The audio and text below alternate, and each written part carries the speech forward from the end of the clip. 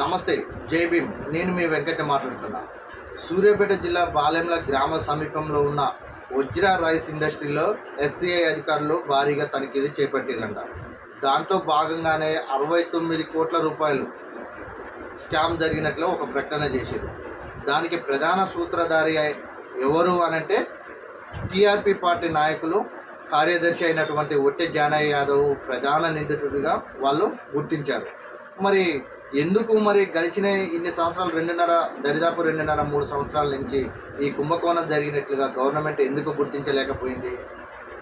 ఇప్పుడు ఎందుకు గవర్నమెంట్కి ఇది గుర్తుకొచ్చింది? ఇప్పుడు ఎందుకు సోదాలు చేయవలసి వచ్చింది? కనీసం అక్కడ ఉన్న ఏరియాకు సంబంధించినటువంటి జిల్లా కలెక్టర్ కూడా ఎలాంటి వస్తున్నట్టుగా ఇన్ఫర్మేషన్ ఇవ్వకుండా ఉట్టిన వచ్చి అధికారులు ఎందుకు తనిఖీలు చేయవలసి వచ్చింది? ఇదంతా ఎవరి సన్నిధంలో జరుగుతుంది? మరి ఒక బీసీ బిడ్డ మీద కావాలని అణగతొక్కాలనే ప్రయత్నాలు ఇవి. ఒట్టె జానయ్య గారు చేసిన తప్పేంటి?